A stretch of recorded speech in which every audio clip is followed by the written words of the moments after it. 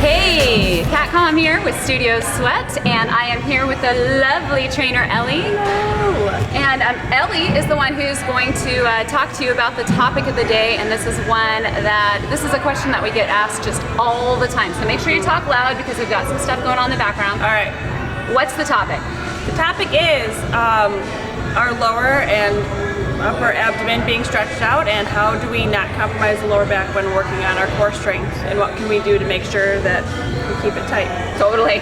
So moms in particular experience this problem. The more kids you have, the more often you see it, or the more extreme it is. Yes. And it can cause lower back pain, and it just stinks, right? Yes. Especially in all aspects of your life, occupationally, but also in the gym. Yes. Okay. Absolutely. All right, so let's start giving them some tips and tricks and advice on how they can strengthen, that area so they don't experience this pain and they feel strong again. Okay. Number one, I would say, would be knowing where it is, right? Engaging it properly. Before you move on to an exercise, you really have to know where to concentrate your squeeze and your movement so that you are aware of where it is. Focus on the practice of engaging your core, especially that lower area. I have 3 kids. Me too. Who are 9 pounds. So I will say, yeah. We bore them. Yes, and so I experience this as well as a trainer. So it's not just limited to students; it's all of us. And so really focusing on how to engage that. And so I think that's step one. So how can they find out, how to engage it, other than that we have a video out there on how to engage your core. So you can always look for that. But a quick tip, a quick way for them to figure out where this area is in particular that's causing the problems is to do what?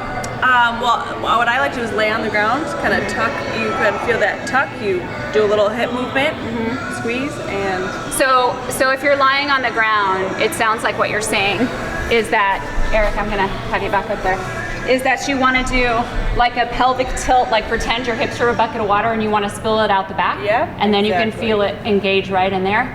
So that's the area that you really wanna focus on strengthening. Okay, all right. And you can tip it a little bit. Tip down, and you can feel that little squeeze. And once you kind of get the hang of that, you can take that on the floor with your exercises. Okay, cool, awesome. Yeah. Exercises that you can do pretty much are any that focus or target the deep abdominals and the transverse abdominals. So if you think about like the band around your waist, right? Those are your transverse abdominal muscles. And then the deep guys, which we just found. So a lot of Pilates movements are great for that. What aren't great are your traditional crunches, sit-ups, stuff like that. They can actually do more harm than good if you're experiencing these problems. We have a video out there that's a 5-minute video called the Pilates 5 ab series. You can just Google it and find it. But the exercises are, do you want me to just demo some of the exercises? That'd be awesome. Okay. Yeah. And then, super helpful. And then let me talk about what to do if you start to experience back pain, okay? So. Awesome. I know, right? Okay, Love it. 5 ab series. Starts with a single leg extension, which just looks like this. If you look at my upper body, I do have it off the ground and I do have my shin lifted, and it's just a double pull in like so. If this is too much tension on your neck, put your head down, okay? That's move number 1. Move number 2 is called the double, and I don't have enough room to swing it around here, but it's in reaching and extending. Now before we go into moves 3, 4, and 5, I want to tell you what to do if your lower back starts to hurt when you're doing these moves or similar. Lift your legs higher, okay? So let's say that I'm doing that straight leg that I just told you about, right? Where you kick out, arms are long. You can see how low my legs are. That's because I have a 13-year-old as my youngest, okay? But a while ago, I used to have to keep those legs a little bit higher. Doesn't mean you don't do the move, it just means you lift the legs higher. This one, same thing. Any bicycle sort of movements, higher legs will relieve your lower back pain, okay? Other thing is you can put your head down and support your tailbone right there. That'll help, okay? Third exercise is a straight leg scissor kick, okay? It's called a straight leg extension in Pilates, but right there. And then the double straight leg is gonna be where you drop those legs and then slowly lift them. You can see my hands are behind my ears. If I was experiencing back pain, what would I do? Hands under, legs higher. And you could drop your head too, okay? So I might stop right here. That's it for me, and lift. Right here, and lift, okay? And then the last one's just a bicycle, okay? Most of you are familiar with that one. Legs higher, if you got that back pain going on. Your progression, get the legs lower, okay?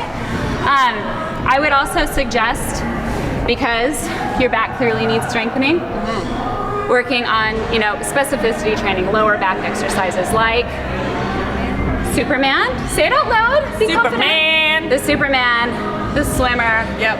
Back extensions. You can look those up. I don't have time to demo all them for you. I wish I did, but plus I'm tired. No, I'm just kidding. But those look good. And like she showed you, there's a progression. Little by little, you take your hands away, and you put your head back up, and you work your way towards that full movement, which is awesome. Totally. Really good points. And then the other thing, and Ellie brought this up to me right before we sat down and had the camera on us, is keeping your core engaged in every exercise that you do, whether it's a tricep extension, a specific core movement, On the bike. lunges on the bike, Yeah. especially. Yeah. You want to become a better spinner, people? Get your core strong. Yeah. Okay, it really matters a lot. So, if you're doing a squat, sorry, I keep making Mr. Cameraman back up here. But the first thing I do before I go into my squat is I think about keeping my core engaged, my shoulders over my hips. I squat it, I stand it up. So the whole time I'm thinking, keep that core engaged, keep it steady. What it doesn't mean to keep your core engaged is to hold your breath. What it does mean is to brace for a punch. Yep. That's kind of how I think. Love that. All right. Anything else that you want to add, Alice? No, I think that's it. I came across it a lot in class and with myself, and I thought this would be an awesome topic to share with fellow moms. Yeah. The world. Totally. Yeah. All right, you guys. Also try a Pilates roll up. That's one of my favorites. And for all those awesome ab and core classes, come into Studio Sweat or check us out on Studio Sweat on Demand.